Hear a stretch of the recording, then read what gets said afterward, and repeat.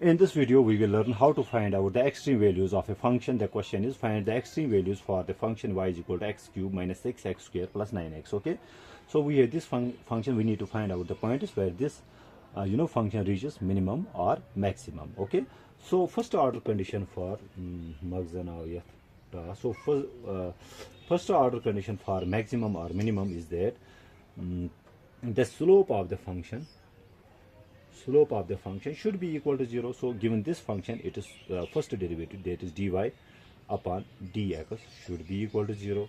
So let's take the first derivative of x cube is 3x square minus derivative of 6x square is, so 2 becomes coefficient, so we get 2 6 are 12x plus derivative of x is 1, so we are left with 9 and it should be equal to 0. Okay, so we have this quadratic function and we need to find out the values of x. Okay, so to simplify it, so let's divide both sides by 3. Okay, to get rid of the coefficient of x square. Okay, so it will be in the standard format then. So 3 and 3 gets cancelled, 3 1s are 3 4s are 3 1s are 3 3s are 9, so we get x square minus 4x plus 3 is equal to 0. Okay, now what will we do? We separate the middle term and find out the factors. Okay, so the sum of the two numbers should be equal to minus 4 and the product of the same two numbers should be equal to the constant term, which is 3. Okay, sum of the two numbers should be equal to the coefficient of the middle term and the product of the same two numbers should be equal to the constant term. So can we write minus 3 and minus 1 is equal to minus 4 and minus 3 into minus 1 is equal to 3. Okay, so can I write x square minus, in place of minus 4x can I write minus 3x minus x, and in place of 3 can I write minus 3 into minus 1 and we set it equal to 0. Okay, this is how we factor out. So let us take x common in the first two terms, so we are left with x minus 3. In the last two, let us take minus 1 common. So if I take minus 1 common, so we are left with x minus 3. Rather, let's take so we have minus 1 here and we are left with x minus 3 and we set it equal to 0. Okay, pretty simple. Now let's take x minus 3 common. If I take x minus 3 common, we are left with x minus 1 and we set it equal to 0. This gives us either x minus 3 is equal to 0 or x minus 1 is equal to 0. If x minus 3 is equal to 0 implies x is equal to 3, and if x minus 1 is equal to 0 implies x is equal to 1. Okay, so this function is two extreme points, that is the point 1 and 3. So if I draw the graph, a simple graph here, to make things I am drawing a rough sketch here. So we have 2 points where this curve or function has extreme points where the slope is equal to 0. Okay, this is one point where the slope is equal to 0. This is another point where slope is equal to 0, but we need to differentiate.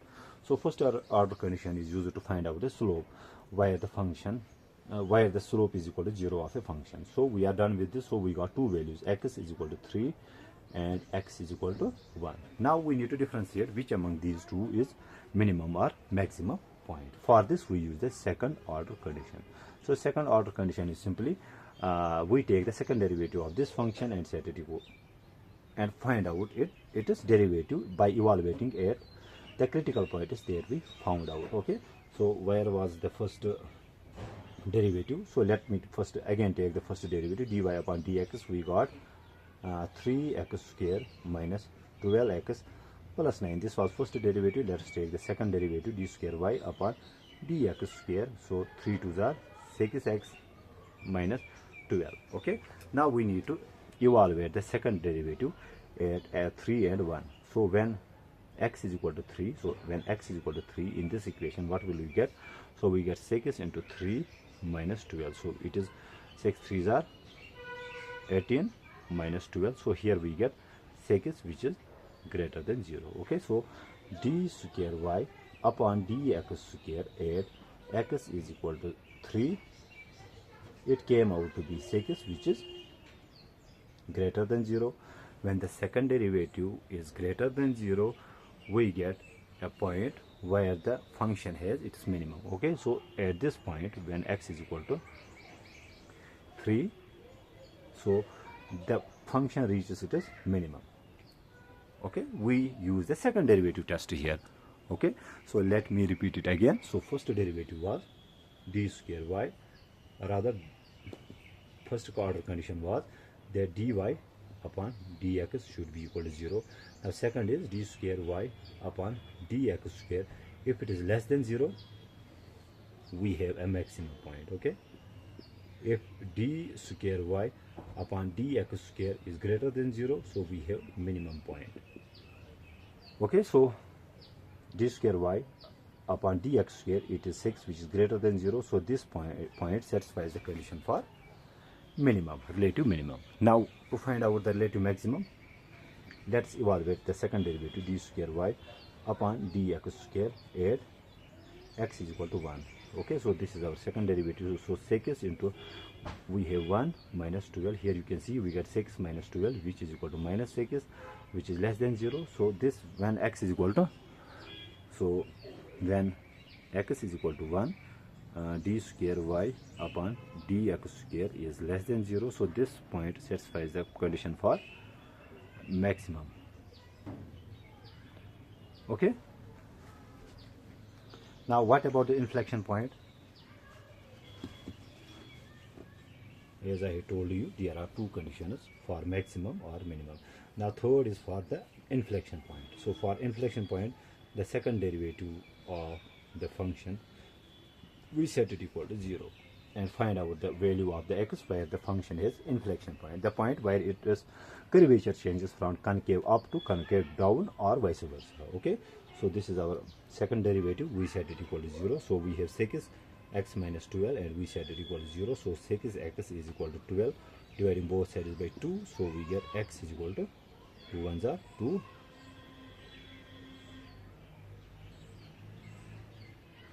Okay, so dividing both sides by 6, sorry, so we get here 2. So the point, this point is this point is the point of inflection. Okay, this is a point, the value where x is equal to 1, it satisfies the condition for maximum. This point satisfies the condition for minimum, and 2 is a point where the function changes its concavity or convexity. I hope I make myself clear. Thank you.